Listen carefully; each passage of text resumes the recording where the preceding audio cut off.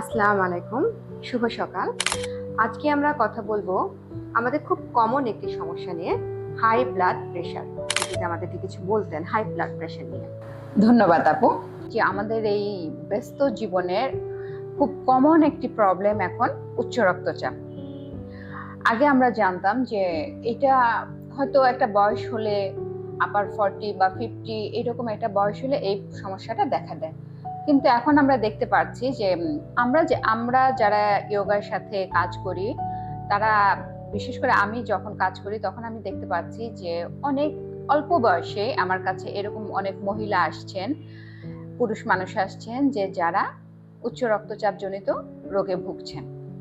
এটার একটা প্রধান কারণ বা অন্যতম কারণ যদি আমরা বলি, সেটা হচ্ছে আমাদের মানসিক প্রেশার, এবং সেই সাথে আমাদের যেটা হচ্ছে আমাদের অনিয়ন্ত্রিত খাদ্যাভ্যাসের কোনটা সবচেয়ে বেশি খারাপ? যে লবণযুক্ত খাবার। হাই প্রেশারের একটা প্রধান কারণ যেটা হচ্ছে লবণযুক্ত খাবার। আর আমরা এখন কি করি? প্রচুর পরিমাণে আমরা বাইরের খাবার খাচ্ছি, প্রক্রিয়াজাত খাবার, বাইরের খাবার। এখন এত রেস্টুরেন্ট, এত খাবারের দোকান, আমাদের ঘরে বসে আমরা বিভিন্ন ধরনের খাবার পেয়ে যাচ্ছি। তো এই যে বাইরের খাবারগুলো, যেগুলোতে খুব এক্সট্রা সস ইউজ করা হয়, আর আমরা জানি সস মানে অতিরিক্ত লবণ ইউজ করবেন। তো সেই সসযুক্ত খাবার বা বাইরের খাবার, টিনজাত খাবার, তারপর চিপস, এখন আমরা মা বাবারা যেটা খুব বেশি পরিমাণে দিয়ে থেকে আমাদের বাচ্চাকে, সেটা হচ্ছে পড়াশোনার জন্য একটা এক্সট্রা প্রেশার। আমার বাচ্চাকে A+ পেতে হবে, আমার বাচ্চাকে অবশ্যই খুব ভালো রেজাল্ট করতে হবে, এইরকম যে আমরা। এবং আরেকটা যেটা জিনিস করছি, আমরা আমাদের বাচ্চাদের কোনো কোয়ালিটি টাইম স্পেন্ড করতে দিচ্ছি না, কোনো খেলাধুলা করছে না তারা, হয় তারা গ্যাজেট অথবা তারা পড়ালেখা। এই যে এর জন্য আসলে আমার মনে হয় মোবাইলকেও অনেকটা দায়ী করা যায়। হ্যাঁ, এই একটা জিনিস এটা হলো। আর হলো যে বড়দের যাদের হচ্ছে মেন্টাল প্রেশার, চাকরি ক্ষেত্রে মেন্টাল প্রেশার, পড়ালেখার মেন্টাল প্রেশার, সামাজিক জীবনে একটা মেন্টাল প্রেশার, পারিবারিক জীবনে মেন্টাল প্রেশার, এই সব কিছু মিলিয়ে হাই ব্লাড প্রেশারটা এখন আমাদের মহামারীর মতো আমরা দেখতে পাচ্ছি। হাই ব্লাড প্রেশারটাকে কোন কোন আসনের মাধ্যমে আমরা এটাকে নিয়ন্ত্রণ করতে পারি, সেটা আমরা আপনার কাছ থেকে কিছু জানবো। ধন্যবাদ আপু। আসলে হাই প্রেশার এমন একটা অসুখ যেটা থেকে আমরা কখনো মুক্তি পাবো না, তবে এটাকে আমরা কন্ট্রোল করতে পারবো বা নিয়ন্ত্রণ করতে পারবো। তো আসনের যে হাই প্রেশার কন্ট্রোল করা সবচেয়ে বড় যেটা হলো, সেটা আমাদেরকে খাবার কন্ট্রোল করতে হবে।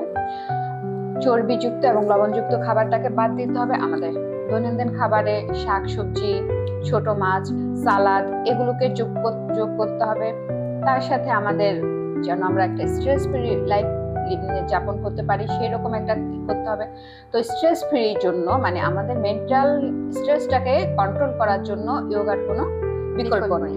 তো এই আর হাই প্রেশারের জন্য অ্যাকচুয়ালি আপু আসলে সেরকম কোনো আসন নেই, এবং মেডিটেশন ও প্রাণায়ামের মাধ্যমে আমরা আমাদের হাই প্রেশারটাকে কন্ট্রোল করতে পারি। আর আসন যদি বলি, সেটা হলো আমরা নর্মালি একটু পবন মুক্ত আসন করতে পারি, শবাসন করতে পারি। আর প্রাণায়ামের মধ্যে আছে আমাদের সেটা হলো শীতলী প্রাণায়াম, শীতকারী প্রাণায়াম। তার মধ্যে আছে আরো আমাদের প্রধান একটা আছে চন্দ্রভৃতি প্রাণায়াম, যে আমরা কোন কোন আসন অথবা প্রাণায়ামের মাধ্যমে হাই প্রেশারকে কন্ট্রোল করতে পারি। চলুন আমরা দেখে আসি। উচ্চ রক্তচাপের জন্য আমরা প্রথমে যে আসনটা করব সেটা হচ্ছে বজ্রাসন। প্রথমে আমরা দুই পা সোজা করে বসবো, বাঁ পাকে ভাঁজ করে আমরা হিপের নিচে নিয়ে আসবো, ডান পাকে ভাঁজ করে ডান হিপের কাছে নিয়ে আসব। এবার আমার হিপ আমার হিলের উপরে থাকবে, বৃদ্ধা আঙ্গুলি দুটো একসাথে থাকবে, স্পাইন সোজা থাকবে, দেখব সামনের দিকে, দুই হাত আমরা হাঁটুর উপরে রাখবো। এই আসনটির নাম বজ্রাসন। আসনটি আমরা প্রথমে যে যতটুকু সময় পারবো করব, সেটা 5 সেকেন্ড হতে পারে, 10 সেকেন্ড হতে পারে। ধীরে ধীরে আমরা আসনে বসার সময়ের পরিমাণকে বাড়াতে পারি। দ্বিতীয় যে আসনটি আমরা করব, পবন মুক্তাসন। পবন মুক্তাসন করার জন্য আমরা প্রথমে পিঠের উপরে শুয়ে পড়ব। এবার আমরা ধীরে ধীরে শ্বাস নিতে নিতে দুই পাকে একসাথে 90 ডিগ্রি তুলে নিয়ে আসব। এবার ধীরে ধীরে দুই পাকে ভাঁজ করে দুই হাঁটুকে চেস্টের কাছে নিয়ে আসবো। এবার দুই হাত দিয়ে দুই হাঁটুকে ধরে রাখবো। এখানে আমরা হোল্ড করব, স্বাভাবিক শ্বাস প্রশ্বাস চলবে। 5 থেকে 10 সেকেন্ড আমরা এখানে থাকার চেষ্টা করব। এই আসনটি আমরা রেগুলার 3 থেকে 5 বার অভ্যাস করব। এবার আমরা ধীরে ধীরে দুই হাতকে সরিয়ে নেব, পা আবার 90 ডিগ্রি। শ্বাস নিব, শ্বাস ছাড়তে ছাড়তে ধীরে ধীরে আমরা পাকে নামিয়ে নিয়ে আসবো।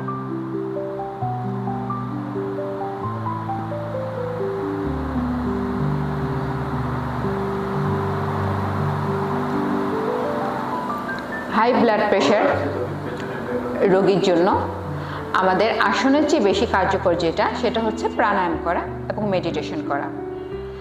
আমরা যদি পারি প্রতিদিন 5 থেকে 10 মিনিট করে শবাসন করব। সেই সাথে আমরা এখন 2টা প্রাণায়াম অভ্যাস করব। প্রথম প্রাণায়াম শীতলী প্রাণায়াম। প্রথমে আমাদের জিভটাকে বাইরে বের করব। জিভটাকে বাইরে বের করে দাঁত দিয়ে জিভে কামড় দেবো। হালকা করে দাঁত দিয়ে জিভে কামড় দিয়ে ধরবো।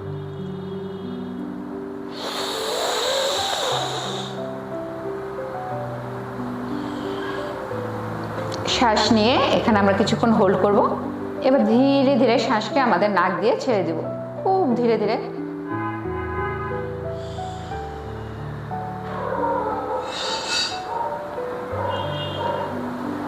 একই রকম ভাবে পুনরায় আবার করব।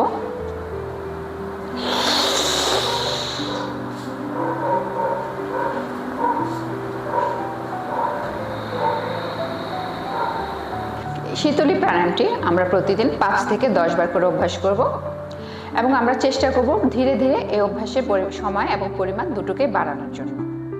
নারী শোধন প্রাণায়ামের জন্য প্রথমে আমরা আমাদের দুই হাতকে এই নাসিকা মুদ্রায় নেব। নাসিকা মুদ্রা প্রথমে আমাদের বৃদ্ধাঙ্গুল এবং শেষ দুটো আঙ্গুলকে একসাথে করব, করে আমাদের নাক বন্ধ করব। এবার আমাদের বাঁ পাশে নাককে খুলে দেব, বাঁ পাশে নাক দিয়ে শ্বাস নিব, দুই পাশে নাক বন্ধ। এবার ধীরে ধীরে ডান পাশে নাক দিয়ে আমরা শ্বাসকে ছাড়ব। আবার বাঁ পাশে নাকে শ্বাস নিব, দুই পাশে নাক বন্ধ। এবার ডান পাশে নাক দিয়ে শ্বাসকে ছাড়ব। এই প্রাণায়ামটি আমরা চেষ্টা করব যতটা সময় আমরা পারি করার জন্য। সেটা প্রথমে আমরা 5 থেকে 10 বার করে অভ্যাস করব। ধীরে ধীরে আমরা এটাকে 5 মিনিট 10 মিনিট যদি করতে পারি তাহলে আমাদের হাই প্রেশারের জন্য এই প্রাণায়ামটি খুবই লাভজনক হবে। এতক্ষণ আমরা খুব চমৎকার চমৎকার কিছু আসন এবং প্রাণায়াম দেখলাম। তো আশা করছি সকলেই আমাদের সঙ্গে দেখেছেন এবং আমরা আশা রাখবো আপনারা নিয়মিত আমাদের সঙ্গে যোগ অভ্যাসগুলো করবেন। তো ধন্যবাদ জানাচ্ছি সকল দর্শককে এবং ধন্যবাদ জানাচ্ছি 24 ঘন্টা টিভি চ্যানেলকে।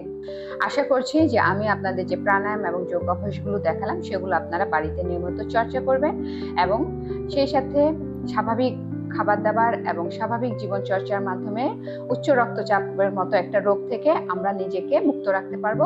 ধন্যবাদ সবাইকে। আশা রাখছি আগামী পর্বে দেখা হবে আবার নতুন কোনো বিষয় নিয়ে।